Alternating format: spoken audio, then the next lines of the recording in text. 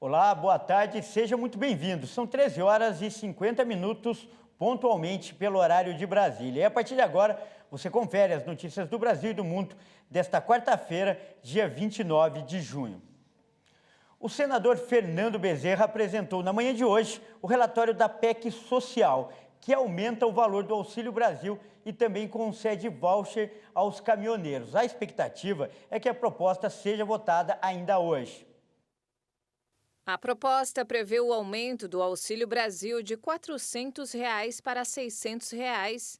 Além disso, o Auxílio Gás bimestral de R$ 53 passará para R$ 120. Além da criação de um auxílio caminhoneiro de R$ 1.000. No caso do Auxílio Brasil, o custo total para os cofres públicos será de R$ 26 bilhões e permitirá zerar a atual fila do programa já este ano. O relatório apresentado pelo senador Fernando Bezerra traz ainda recursos para a gratuidade de idosos no transporte público e subsídios para o etanol. Considerando todas as ações, o impacto fiscal será próximo de 38 bilhões e 750 milhões de reais, conforme as contas apresentadas pelo senador. A expectativa de Bezerra é de que a proposta seja votada ainda hoje. No projeto, há ainda um artigo estabelecendo o estado de emergência no Brasil, em função da alta dos preços dos combustíveis. A medida é necessária para evitar problemas legais por este ser um ano eleitoral. Olha, e o paulistano sofreu hoje para chegar ao trabalho. Mais uma vez, os motoristas e cobradores de ônibus de São Paulo paralisaram as atividades. Mesmo após o reajuste, a categoria fez outras reivindicações que ainda não foram atendidas. E a estimativa é de que 1,5 milhão de pessoas foram afetadas pela greve. Depois de apenas 2 semanas, motoristas e cobradores da capital paulista voltam a fazer greve hoje.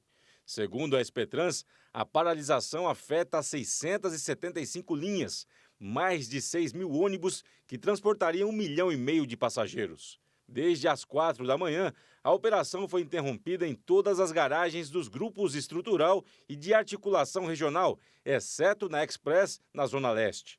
A Secretaria de Transportes Metropolitanos antecipou a oferta de trens em circulação e ampliar o horário de pico. O metrô, a CPTM, a Via 4 e a Via Mobilidade estão com trens reservas em condições operacionais em todas as linhas para o atendimento à demanda. A EMTU disponibilizou apoio pelo sistema Paese. Apesar do sindicato patronal ter garantido o reajuste salarial de 12,47% após a última paralisação, os trabalhadores argumentam que outras reivindicações da categoria, como hora de almoço remunerada, plano de carreiras, não foram atendidas. A decisão judicial da greve anterior segue em vigor. Com isso, deve haver um mínimo de 80% da frota circulando no horário de pico e pelo menos 60% no restante do dia. Em caso de descumprimento, está prevista a cobrança de multa de R$ 50 mil. E vamos atualizar as informações sobre a greve dos ônibus aqui em São Paulo. O repórter Almeida Júnior traz mais informações. A greve atingiu 675 linhas com mais de 6 mil ônibus. Cerca de 1,5 milhão de passageiros ficaram sem transporte público no período da manhã desta quarta-feira. Por causa dessa paralisação, a CET liberou as faixas de ônibus para carros de passeio e suspendeu o rodízio municipal de veículos. O trânsito ficou complicado hoje na capital paulista. A CET registrou 146 quilômetros de vias congestionadas. A Justiça determinou que 80% dos ônibus circulem nos horários de pico e 60% nos demais horários. Está marcada uma reunião de assembleia às 3 horas da tarde para decidir se os profissionais voltam ou não ao trabalho. E a gente muda de assunto agora e fala do conflito no leste europeu. O presidente da Ucrânia divulgou hoje um vídeo chocante do momento em que um míssil russo atinge um shopping, provocando a morte de vários civis. Enquanto isso, a guerra é o tema principal do encontro da cúpula da OTAN, que também começou hoje, em Madrid. Volodymyr Zelensky divulgou o vídeo que mostra o momento exato em que um míssil atribuído aos russos atingiu um shopping em Kremenchuk na última segunda-feira. O ataque matou pelo menos 20 pessoas e deixou 59 feridos. Outra câmera flagrou o desespero dos 2 pedestres que passavam pelo local no momento da explosão. Segundo o Ministério da Defesa da Ucrânia, 2.811 mísseis russos já atingiram o país desde o início da guerra. Enquanto os combates na Ucrânia se intensificam, os líderes da OTAN reunidos na capital espanhola de Madrid anunciaram um fortalecimento significativo de forças na borda leste da aliança, já que a guerra na Ucrânia não mostra sinais de desaceleração. Finlândia e Suécia foram convidadas formalmente para integrar a aliança.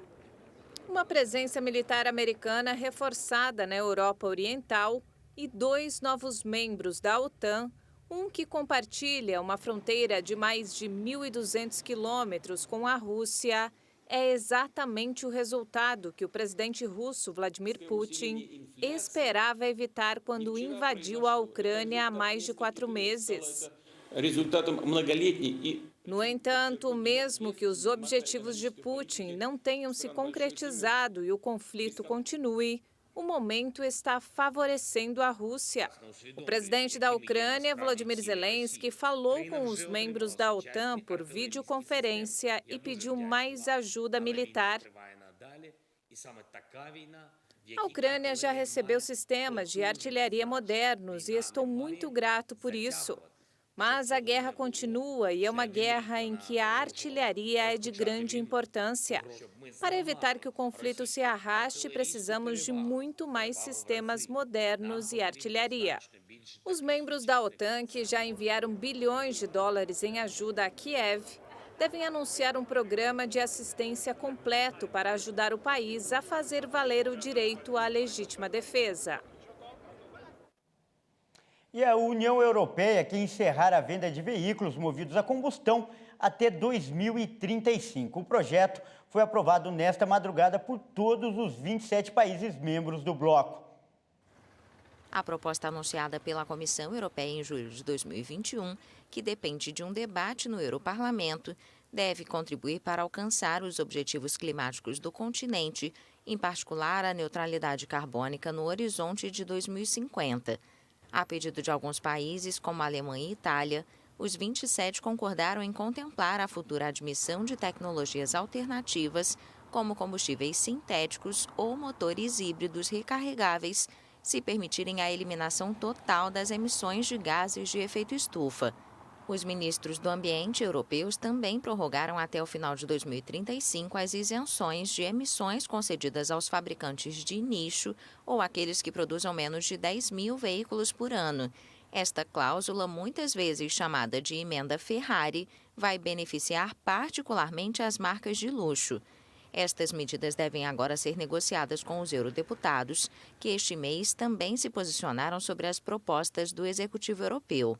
A indústria automobilística europeia, que tem investido fortemente na eletrificação do setor, teme o impacto social de uma transição muito rápida.